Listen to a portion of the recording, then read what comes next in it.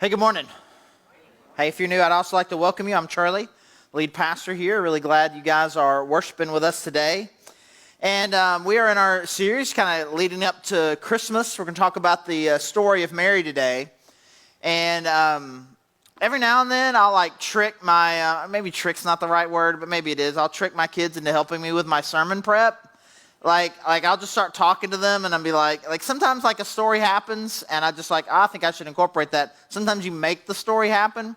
So I'm talking to Heidi, and Layla's in the room, and I'm talking to Heidi about what I'm going to talk about on Sunday, in part because I wanted to get Layla's reaction to it. So we're talking about the story of Mary, and if you guys don't know, we're going to look some more of the details. You know, she was a virgin and is visited by this angel. Mark talked about this a couple of weeks ago, and God says, you're going to have a baby, but it's not going to be because you had sex with your husband. God's going to put a baby there, and then it's going to be Jesus. He's going to save the world, and it's and so that's scary. And then all these kind of things happen to her. Again, the things we'll look at today. And so so we're going to talk about this Sunday about the story of Mary, about whether or not it's a good story or a bad story. And Layla just kind of looks with this, I don't know if disgust is the right word, absolute confusion. He's like, why would the story of Mary be a bad story? And I was like, well, and I was like, I didn't want to get into the virgin birth part of it with her in particular, but in that moment, I was like, she had to have the baby, and she was born in a barn. And she, again, just kind of with this look of disgust, was like, she still got the baby. What didn't even make sense to her? Fast forward 24 hours. We got my 19 and almost 22-year-old there, and we're hanging out. And all of a sudden, just randomly, I'm like, so this Sunday we're going to be talking about Mary, about what kind of story that really is. And then both of them, they both just kind of lost it there for a minute. It's like, that story is my worst nightmare. And I'm like, what do you mean? What do you mean? He's like, can you imagine, Dad? Can you imagine for 1 second? I come up to you and I'm like, Dad, I'm pregnant, but don't worry. I'm still a virgin. God did this. And then they just started riffing back and forth just about how terrifying that story is. And so I ask this question to you. Let you give an answer. The story of Mary is blank. What is it? What is it to you? How would you fill in that blank, beginning to end, from being visited by an angel, having a baby placed inside you, almost losing your fiance, the journey to Bethlehem, all these things that we're talking about, with what familiarity you have with this story to this point, what kind of story is that? And I guess, of course, the simple cheating answer, I guess it depends, right? It just depends a little bit. Depends on you, right? A 9-year-old girl versus 19 and 21-year-old girl, they see it differently. I guess it really depends on what part of the story you're when I ask you that, what part of the story pops into your mind. And so, with that, I'll tell you the story of Layla, I'll tell you the story of Maylee and Lauren. Is Layla naive? Are Maylee and Lauren cynical? Combination of both? Because really it's not just about the story of Mary. Really it's just about all of our stories. It's about the big picture story of your life, and it's about the particular story that you're walking through right now. Because again, is your story as it's being told right now, is it a good story? Is the thing that you're going through right now, is it a good story? Is it a bad story? And so what I want us to do is I just want us to look at the story of Mary and just the journey that she goes on, and then ultimately tie it together with what this means about the story that God is telling in your life.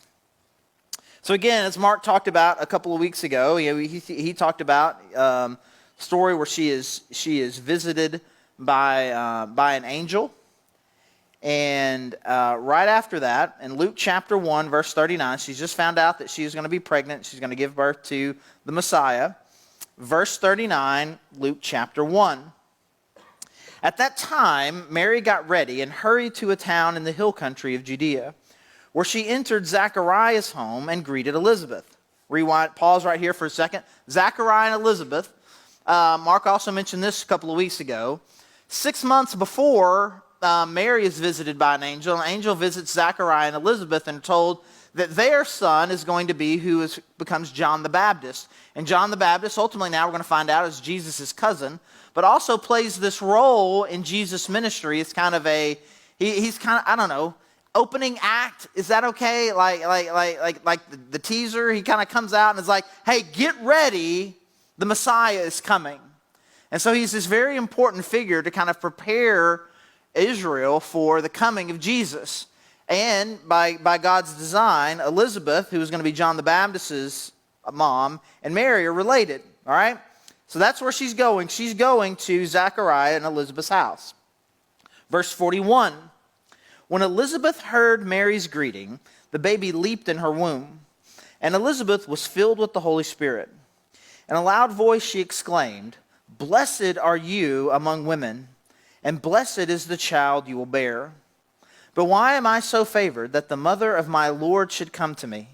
As soon as the sound of your greeting reached my ears, the baby in my womb leaped for joy. Blessed is she who has believed that the Lord will fulfill his promises to her."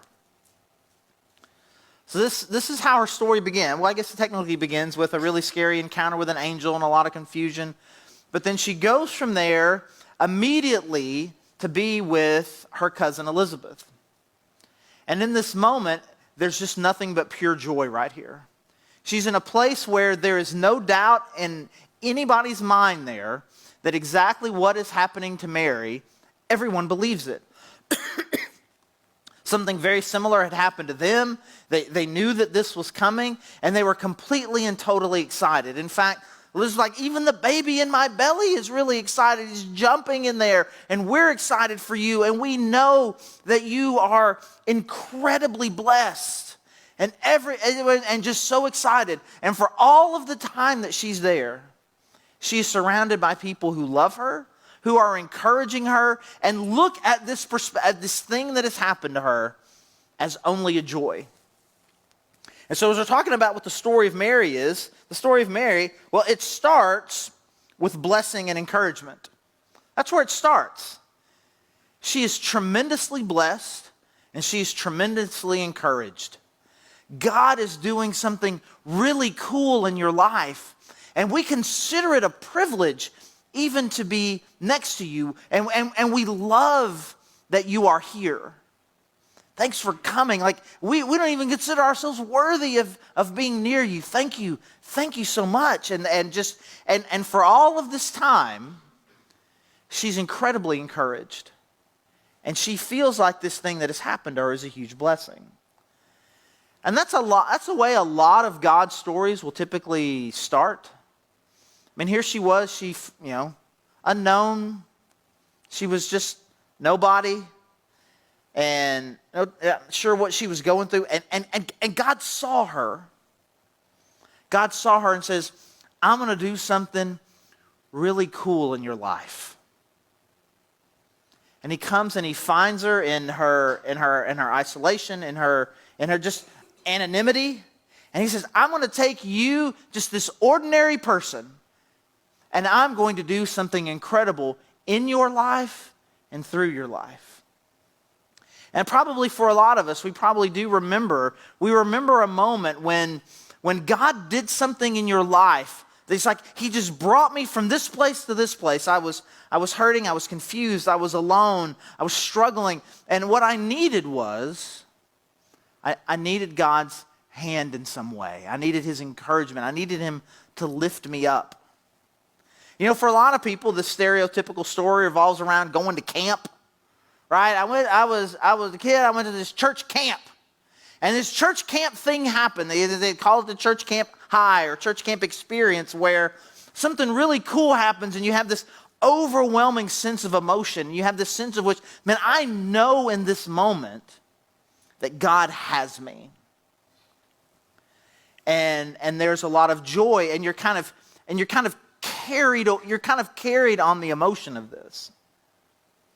And I would encourage you, if you find yourself in a different place than that right now, I would encourage you to look back. I would encourage you to look back in those moments where I knew God was there. And I knew that he was doing something in my life, and I knew that he was encouraging me and blessing me. Because that's often how these stories start. And that's how her story starts. It starts with this kind of blessing and encouragement. And it turns out, verse 56 of Luke chapter 1, that she was there for 3 months. Luke 1:56 says this: Mary stayed with Elizabeth for about 3 months and then returned home. So she was there for 3 months. If you think about it, it's the first 3 months of pregnancies, you know, not really showing her anything. And she's there and she's surrounded by all these people who love and totally believe her. And she's with them there for 3 months. And it's a little bit, again, she's being carried around on this cloud, surrounded by people who love her and encouraging her. And then after 3 months, she has to go home. And what that feels like to me is a little bit like coming home from vacation. You know, you're coming home, you're on vacation, and for like a week, 3 days, 4 days, a weekend or whatever, you're like, I don't have a job. Maybe you're fortunate enough to be able to go, I ain't got no kids right now. Like I don't have any responsibilities. Everything around me is great. And this has been a weekend to remember. This has been one of the best weeks. And then suddenly that day before, you're like, all of a sudden you get notifications on your phone. It's time to check in for the flight. Or they slide the little thing under your door at the hotel. It's like, for me, make sure you got your check-in papers. You're like, oh yeah, we gotta go home, where all the responsibilities and stuff are. And so Mary starts with blessing and encouragement, but ultimately what's going to happen next is it has a lot of twists and turns. There's a lot of twists and turns in her story. So now she goes home, and now she's definitely pregnant, right? And everyone knows. And the story that we talked about last week, in the way it was described in Matthew, it described what happened with Joseph was, and when she was found to be pregnant, basically then describes Joseph as completely devastated. He's like, I don't want to hurt you. I don't want to shame you too much, but obviously you and I can't continue with our engagement. We can't get married. And we don't really know how long a gap there was between the time that Joseph found out and the numerous conversations that I'm sure that they had, and the anxiety and the fear, when ultimately the angel then comes to visit Joseph and says, no, it's cool. It's going to be fine. God did this. You should take her as your wife. And he does. I mean, the shortest window of time it could be would be 1 day. But it was probably several days. And every one of those days, from the incredible amount of joy and acceptance and encouragement that she's feeling from her time with her cousins, has now turned into, I've come home, and now all of a sudden kind of life is punching me in the face. Now suddenly I'm about to lose my fiance. And suddenly I'm not around people whose babies are leaping with joy in their womb and talking about how I am blessed amongst all women, but I'm walking around, and all of a sudden people kind of take a step back and go, well, now there's rumors, and now there's weird looks, and now I'm about to lose my fiance. And so I'm guessing it was a call. So, but God steps in there. God steps in there and gets Joseph back. But still, She's still having to kind of just navigate what I would imagine is just a minefield of gossip and weird looks. But now we're finally getting to the end of the pregnancy. And then suddenly, just out of nowhere, the governor, the Roman governor of the region says, "Hey, we're gonna do a census, and we need to find out who all's here, how many people there are, and where everybody's from. And in order to do this, you need to go back to the hometown of your extended family." Which, for some people might have been like, well, that's kind of cool. It's weird maybe if we don't get it, but it's kind of cool. We're all going to be like a family reunion. We'll all go back to where we're from. We'll get to see all of our extended family. It'll be really cool. And I'm imagining 8-month pregnant Mary was like, can we just not though? I don't want to travel. And they were very poor. It wasn't like elegant travel. I mean, you've seen the pictures. At best, she was riding on a donkey. She probably had to walk for a lot of it. Miles. Like, this is the last thing that I want. And to be honest, can she be honest for a second? Not only is this the last thing I want to do, I want to travel. These aren't exactly, these aren't the people, Joseph, I don't want to be around your family right now. I see the way your family looks at me. I know what your family thinks about me. I know what they're saying. Can we just not? But, you don't get to veto the Roman governor. And so they do this. And so, again, for those of you who know the story, they get there, and the way that the story was always told was that there was no room in the inn, right? And we're going to look at this passage here in just a second as we kind of continue, but it wasn't just that there was no room at the inn. It's really not the right way to say it. It wasn't like in this really small rural town in first century Palestine that there were hotels. They were just in this small town where all of Joseph's extended family was, and now everybody's just trying to find a place to sleep. And if you had suddenly 30 people show up at your house, and you had to find beds, and now you've got to find priorities, who gets the first bed? The 8-month pregnant woman, right? Write that down. Next, aging parents. Just write that down. If you're confused, just write that down. There was no room for her anywhere. This was extended family, and there was no room for her. No one could spare a bed for her, but I guess you guys can be in the barn. It's all cute when you set up your nativity scene, though, right? It's kind of cute, and the donkey's there, and somehow that's cute, and the horses, and somehow that's cute, and there's sheep there, and that's cute. So just imagine you're in your hospital delivery room with sheep and a donkey and a horse. It's not cute. I don't care how cute your nativity scene looks. It's not cute. And so I ask you this question. She's got this tremendous blessing, and everybody loves her, and it's exciting. And now this life, this journey that she's going on has all these twists and turns. I ask you this. What is real life? What is life? I'll say it another way. You say this, you're like, something just seems off. Something about my life right now seems off. What does it mean for it to be off? Which parts of that story is life being normal, and the other one is something's off? And again, that's not a question that necessarily has a particular straightforward answer, but it does say something about your answer to that question. If we believe that what life is, especially a life if we're on this journey with God the way that Mary is, the blessed one, the chosen one, most favored one is what she has been called, who has been given this great and awesome task. What should that journey be like? And when is it off? Is it supposed to be like the 3 months with Elizabeth? And that's what it's supposed to be. And then the next 6 months where things were off. Or is that 3 months with Mary like a gracious blessing and vacation from what actual life is? Or, to just be even more complex, is all of that what it is?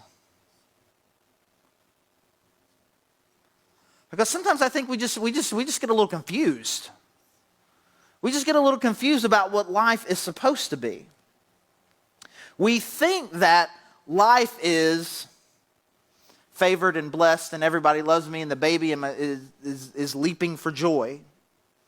And then all of this is there's something wrong. Well, it ain't good. That doesn't mean life's broken. It just is.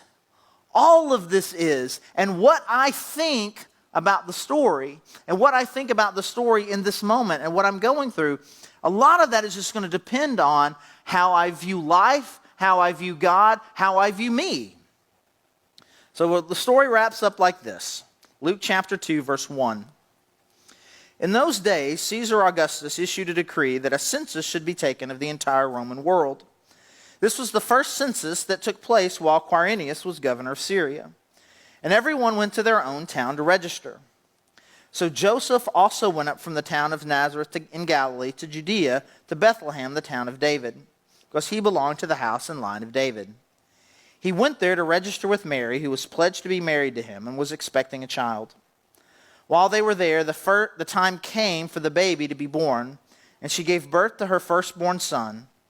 She wrapped him in cloths and placed him in a manger, because there was no guest room available for them. So it starts with this overwhelming blessing and encouragement, has all these twists and turns, and it ends with the birth of Jesus,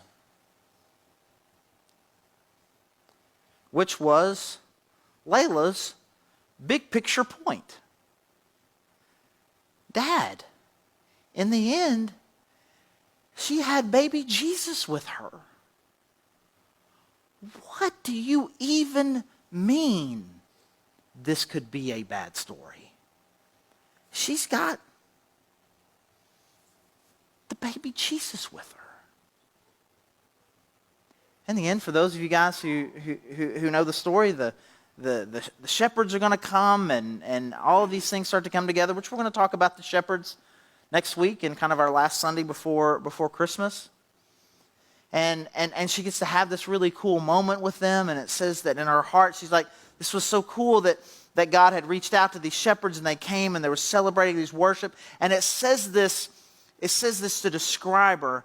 It says that she took all of these things and she cherished them and she pondered them deeply in her own heart. I can just imagine her in this moment. Scary angel. I don't want to be pregnant. And wait, Elizabeth and Zachariah, they get it and they love me and we're all together and this is celebrating and awesome, and I almost lost my fiance and there's all this weird gossip and now we're having to travel and now I've got this baby and now there's all these shepherds and they're telling these stories about angels and all of these things. And she has this moment where from beginning to end, she now has this 9-month journey and she's taking all of it and she's treasuring it and pondering it in her heart. And so I don't know where you are, big picture in your story, and I don't know where you are right now in whatever current chapter of your story that you're going through. Because honestly, for Mary, this is just a chapter. Now, she's got 33 years. She's going to raise Jesus. She's going to see him become an adult. She's going to watch him suffer and die. I mean, this is just one chapter. But in this chapter, right now, she's treasuring, she's pondering. What chapter are you in? And I ask you this, as you're looking at your life and what God is doing in your life and what's going on with you, I ask this, which one of these describes you better? In light of the overwhelming blessings that God has put in my life, I just can't even see or remember the trials. Or, in light of the trials and the things that I have gone through, I just can't even really remember the blessings.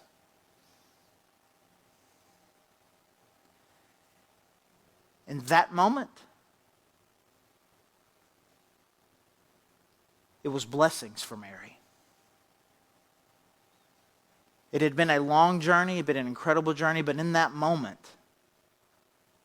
it was blessing.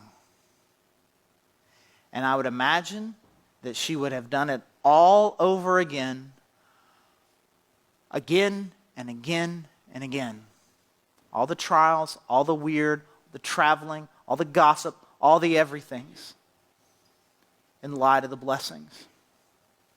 Again, the examples to this are endless. What's it like having a newborn? Is it good or bad? It depends. Where are we? Week 2? Week 2 is not the way, but you get through it. Like it's been 8 years now since our last newborn.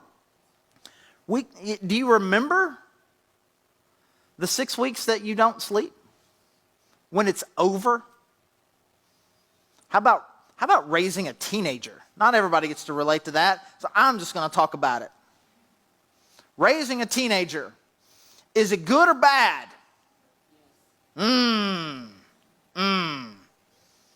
It's all of it, and it's all totally worth it. Marriage, is it good or bad? Depends on that moment, right? In that moment, it's like, and it depends on where I put my eyes at the moment. Am I focusing on the last fight we had? Am I focusing on the thing that she didn't quite do? Or am I focused on the overwhelming amount of joy that my spouse brings to me? Life walking with God, is it good or bad? It's good. And we need to put our eyes and our heart on that focus, that the blessing, my heart and mind are so much on the blessings that God brings to my life that it's hard for me to even remember the trial. Because in the end, for Mary, she went through a lot, but in the end, now for her it's going to be literal.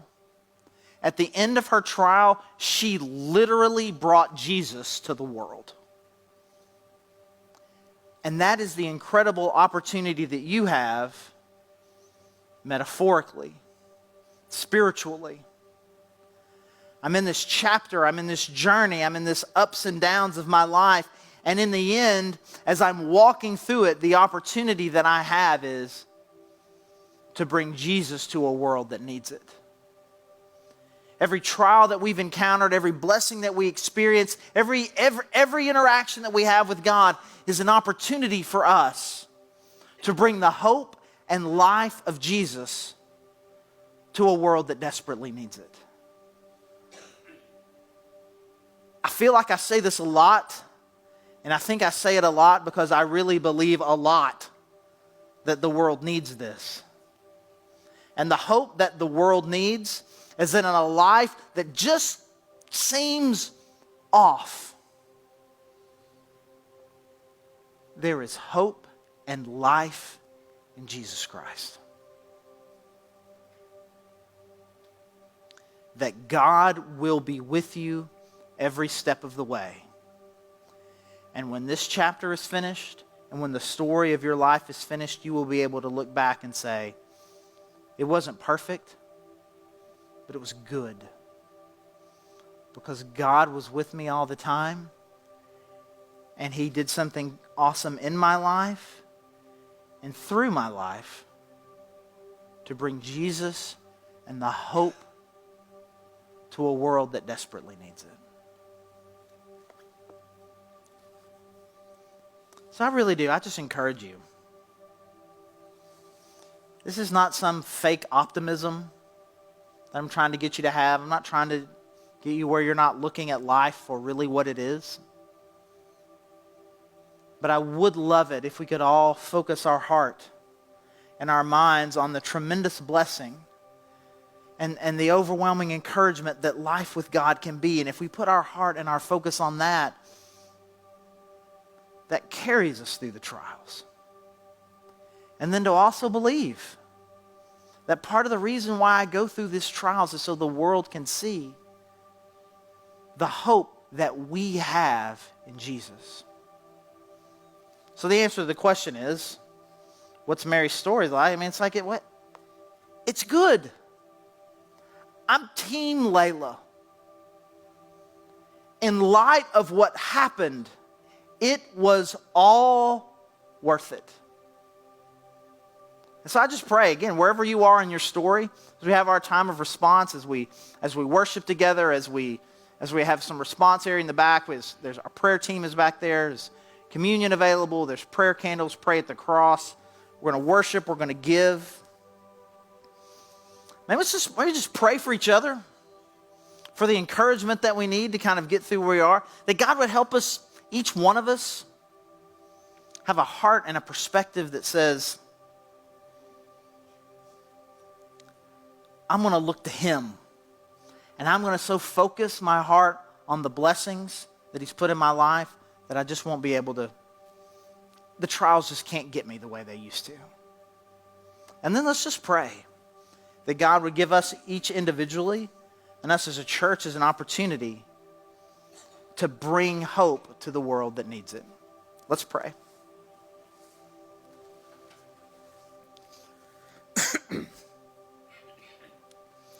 God, I thank you. God, I thank you for Mary. I thank you for this journey that she's on.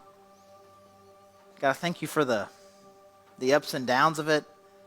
God, I thank you again, just with so many of these, they're just real. And God, in each one of our lives, God, you have touched us and done something really cool in our lives. And God, I pray that we would remember those awesome moments. And that God, wherever we are right now, if we're walking through a trial, or God, we're about to be on the other side of it, God, I pray that we would always remember and always have hope and always trust and know that you're in our story and our story will end with you in our lives and it will be a good story. You are creating a good story in our life, no matter what this current trial feels like. And God, I pray that we would bring that hope to the world that needs it. And it's in your Son's name that we pray. Amen.